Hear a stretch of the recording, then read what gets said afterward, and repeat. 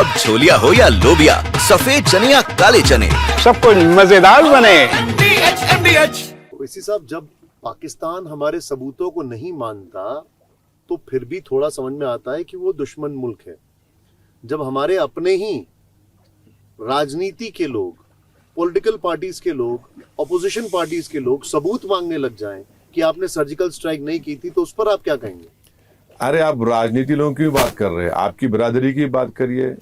भारत का एक बहुत बड़ा अंग्रेजी अखबार है, उस अखबार के एक रिपोर्टर साहब ने एक न्यूज़ पोर्टल पे लिख दिया कि असदुद्दीन ओवैसी को क्या जरूरत है सब बोलने की, क्या उनके पास उन्होंने देखा है क्या, ये फलां है क्या। तो इस तरह के लोग होते हैं जिनको समझ में नहीं आता कि क्या हो रहा है, कैसे इसका जवाब देना चाहिए, किससे कैसे इसको डिटरेंस करना चाहिए। और जो लोग दूसरी पार्टीज के बोल रहे हैं वही तो उनकी पार्टी का काम है कि उनको कंट्रोल करें, क्योंकि उनके पार्टी के जिम्मेदार ने तो ऑल पार्टी मीटिंग में कहा। अब ये लोग इस तरह की बातें कर रहे हैं तो फिर ये तो आप देखिए, आप किसका मजाक उड़ा रहे हैं। आप किस जो बात का आप कर रहे हैं वो तो आप देश को तो मजबूत नहीं कर रहा है ना। एक विपक्षी पार्टियां एक तरफ ये कहती हैं कि हम सरकार के साथ खड़े हैं, जो भी सरकार फैसला लेगी हमारा पूरा सपोर्ट है। दूसरी तरफ एक ये भी आवाज उनकी तरफ से आती है कि सरकार जो भी कर रही है ये पॉलिटिकल फायदे के लिए कर रही है और आगे जो भी करेगी उसमें पॉलिटिकल फायदा देखा जाएगा। देखिए, यहाँ पर मैं शशि थरूर की बात से एग्री करूँगा। उन्होंने कहा कि गवर्नमेंट को फिलवक्त जो स्टेप लेना है वो ले, और बाद में जो अकाउंटेबिलिटी का मामला है कि कैसे ये लोग पहलगाम को आए और कौन इसका जिम्मेदार है, वो बराबर वो तो उठेगा, अकाउंटेबिलिटी जवाबदेही तो आएगी। तो मेरा मानना यह है कि हमको पहले उस पर फिक्र करनी चाहिए। जाहिर है अगर प्रधानमंत्री पॉलिटिक्स करेंगे तो फिर हम भी करेंगे, मगर अभी फिल वक्त तो ऐसे स्टेज में तो हम तो उस मुकाम पे तो नहीं पहुंचे ना, अभी उस मुकाम पे तो नहीं पहुंचे। अगर कोई करेगा, रूलिंग पार्टी पॉलिटिक्स करेगी तो फिर ठीक है, जब एक्शन जो भी होगा नहीं होगा उसके बाद हम भी पॉलिटिक्स करेंगे। ओवैसी साहब, हम डल लेक पर हैं और यहां से अब हम आ गए चार चिनारी। यहाँ पर बहुत भीड़ होती थी, बड़ा अच्छा टूरिस्ट प्लेस था, ये बहुत अच्छा टूरिस्ट प्लेस था, और अब पूरा खाली पड़ा हुआ है, लोग नहीं आ रहे हैं, खौफ है। ये जो बता रहे हैं कि यहाँ के जो लोग हैं उनसे जब बात हो रही है वो कह रहे हैं कि सब कुछ ट्रैक से हट गया है। आइए जरा वहां चलते हैं। ओवैसी जी आइए बाहर चलते हैं। चार चिनार में हम आ गए हैं, अभी एकदम खाली है ये जगह, लेकिन एक वक्त था जब यहाँ पर सिर्फ और सिर्फ टूरिस्ट दिखाई देते थे। अब यहाँ पर हम आए, देखिए कितने खूबसूरत यहाँ पर फिरन है, और इनसे बातचीत करते हैं। क्या नाम है आपका? आपकी आंखों में आंसू हैं, मैं देख रहा हूँ। ये इतने परेशान दुखी, क्या वजह? परेशान दुखी इसलिए हमारा बिजनेस टूरिस्ट के ऊपर चल रहा था, वो सारा बंद हो गया, खत्म हो गया। हम लोग भूखा मरेगा, सब कुछ है यहाँ टूरिस्ट के ऊपर, हर कोई चीज।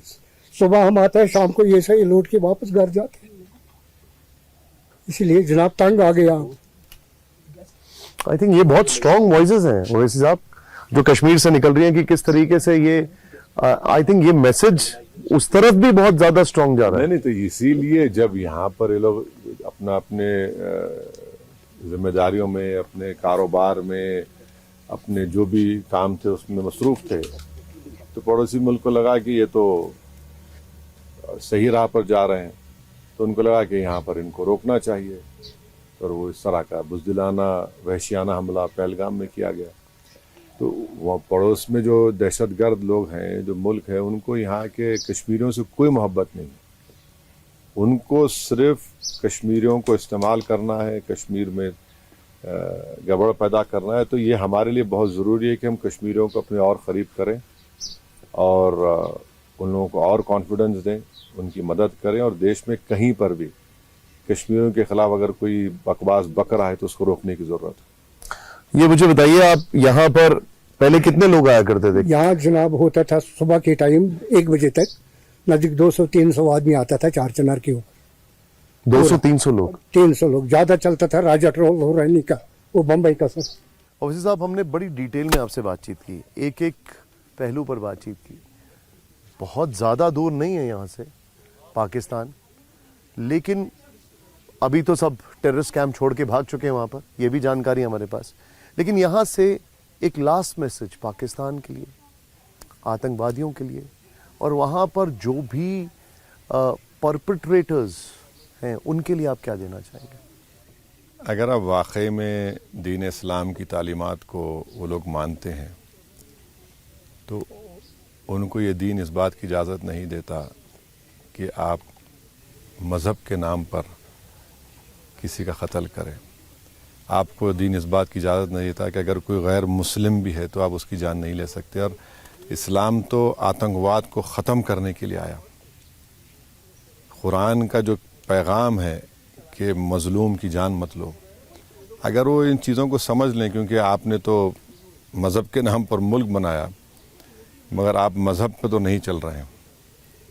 आप हैवानियत को प्रमोट कर रहे हैं, आप आतंकवादियों को, शयातीन को पनाह दे रहे हैं, और आप बजाय अमन को फैलाने के आप क़त्ल व गारतगिरी को आम कर रहे हैं। बहुत बहुत शुक्रिया ओवैसी साहब हमसे जुड़ने के लिए, हमसे बातचीत करने के लिए। अब छोलिया हो या लोबिया, सफेद चने या काले चने, सब कुछ मजेदार बने। MDH